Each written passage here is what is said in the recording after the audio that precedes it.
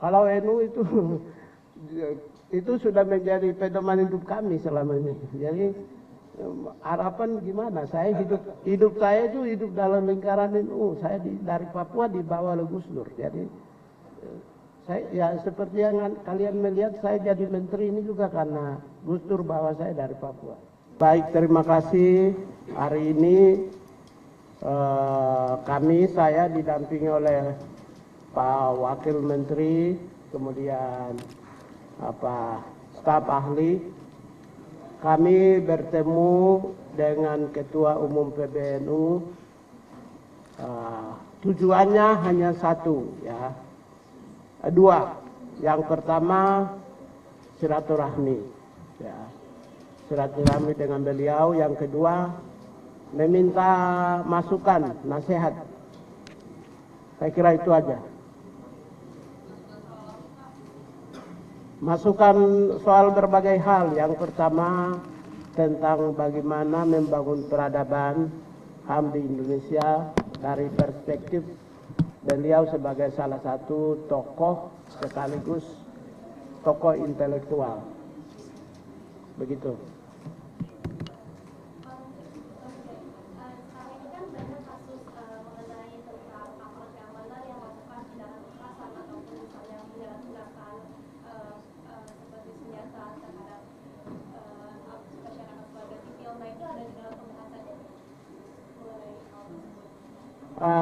Ini pembahasannya masuk dalam konteks membangun peradaban. Di dalam secara spesifik itu adalah mainstreaming human rights.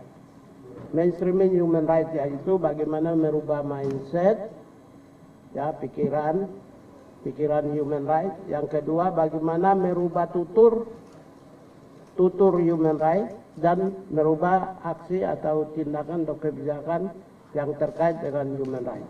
Itu tidak hanya di dalam institusi pemerintah, tapi institusi pemerintah pusat, pemerintah daerah, sampai dengan kemudian di swasta, private sector, dan juga masyarakat umum. Saya kira itu.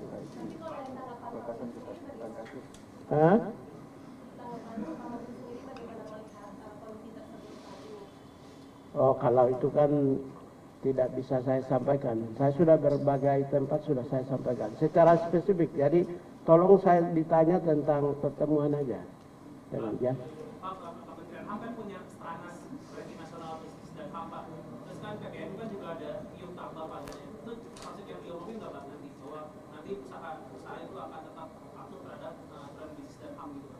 Kalau kami sangat percaya dengan Nahdlatul Ulama, karena dia dipayungi tiga. Yang pertama adalah nilai-nilai spiritualitas yang ada, yang tentu menghormati human rights. Yang kedua, PBNU memiliki standar dan cara pandang perspektif hak asasi manusia berpedoman pada prinsip-prinsip dasar yang sudah ada, namanya Deklarasi Kairo 1990, dan Ketua Umum PBNU sangat menguasai Deklarasi Kairo. Yang ketiga, Ketua Umum PBNU juga sangat paham tentang berbagai deklarasi human rights internasional. Saya kira dengan demikian saya tidak meragukan mereka bisa mengelola dan membangun iklim usaha yang disemangati, dijiwai oleh nilai-nilai hak asasi manusia. Dan di Indonesia, kalau sampai hari ini posisi saya menegaskan kepada seluruh perusahaan-perusahaan di Indonesia dalam konteks bisnis dan HAM, posisi saya hari ini adalah lebih kepada voluntary, sukarela, yang sedang meminta mereka untuk melakukan perbaikan dan pendidikan, membangun iklim usaha yang berbasis atau berpedoman pada nilai-nilai HAM. Nanti tahun 2026 baru saya akan melakukan audit dan mungkin juga akan menerapkan sanksi, tapi tidak bisa sekarang. Sekarang ini tujuan tidak bisa kita terapkan tahun ini sanksi untuk industri atau korporasi. Korporasi juga yang saya akan masuk itu adalah korporasi internasional dan korporasi nasional yang berstandar internasional. Kelas menengah ke bawah tidak berpedoman pada dalam konteks amanat Perserikatan Bangsa-Bangsa maupun peraturan-peraturan yang lebih tinggi. Saya sudah sedang mempersiapkan terkait dengan bisnis dan human rights. Itu nanti bulan September kami akan keluarkan peraturan presiden. Kita tidak hanya sekedar berhenti pada strategi, stranas, bisnis dan HAM. Tapi kita akan lebih meningkatkan lebih dari strategi, yaitu aksi. Aksi dalam konteks ini adalah melakukan pantauan dan audit. Sekarang ini kita mempersiapkan yang lebih kepada strategi. Strategi berarti kan kita masuk pendidikan, sosialisasi, pemasyarakatan kepada pengelola usaha supaya bisa kembangkan. Kalau yang tadi ditanya yang khusus mengenai NU ikut terlibat dalam tambang, menurut saya tidak ragu. Karena mereka memiliki dasar agama yang nilainya memuliakan manusia, memuliakan alam semesta, memuliakan Tuhan. Karena itu saya tidak meragukan. Yang kedua, mereka juga memahami tentang prinsip-prinsip dan standar HAM internasional. Saya justru yang menyampaikan, saya ragu justru yang perusahaan-perusahaan internasional yang kelola di Indonesia. Saya justru itu. Kalau di sini, karena itu pertanyaan ini, jawaban saya seperti itu.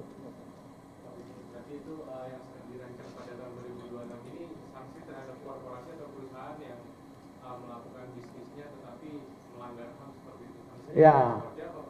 Oh, sanksinya sekarang seluruh dunia sudah jadi semangat. Semangatnya begini. Nanti kalau pengelolaan usaha yang tidak berpedoman kepada hak asasi manusia, di dalam prinsip internasional itu ada 3. Pemerintah memiliki perlindungan, melindungi, protection, yaitu tugas pemerintah. Tugas perusahaan adalah menyangkut tentang penghormatan. Yang dimaksud penghormatan itu adalah bagaimana mengelola usaha, ya, dengan berstandar pada prinsip-prinsip HAM. Lalu yang ketiga itu bagaimana kalau terjadi sebuah peristiwa pelanggaran, seperti Minamata di Jepang, Fukushima, atau Chernobyl yang menyebabkan ekosistem biota, kerusakan terhadap alam dan juga kepada manusia. Bagaimana lakukan proses remedinya, restitusi terhadap korban dan lain. Nah, itu sudah ada standar. Karena itu berpedoman pada standar inilah sebenarnya yang nanti kita akan menerapkan setelah 2026 ke atas. Tapi kalau saya lihat semua perusahaan tidak sanggup juga, ya nanti kita lihat. Nah, sekarang ini proses tahun ini adalah kami berikan kesempatan kepada perusahaan untuk melaporkan kondisi usaha yang dikembangkan melalui online, Prisma namanya. Mereka bisa melaporkan misalnya sesuai dengan undang-undang kita kan tentang disabilitas 101 artinya setiap perusahaan yang mempekerjakan 100 orang harus ada disabilitas 1 orang. Andaikan jadi perusahaan melaporkan melalui Prisma di online kepada Kementerian HAM. Oh, kami mempekerjakan ada 1 orang karena karyawan kami 100 orang. Itu. Setelah itu tidak apa-apa. Untuk tahun ini kami percaya aja. Gitu. Tapi mulai tahun depan kami akan cek benar gak? Ternyata kami datang cek di perusahaan itu tidak ada 1 orang pun disabilitas tidak dikerjakan oleh mereka. Maka itu sudah jadi salah satu bobot penilaian akan kurang di tahun-tahun yang. Tapi itu 2026 ke atas ya. Saya juga tidak mau gegabah. Saya beri kesempatan untuk korporasi untuk bisa mengembangkan itu. Saya kira yang lain pertanyaan lain aja.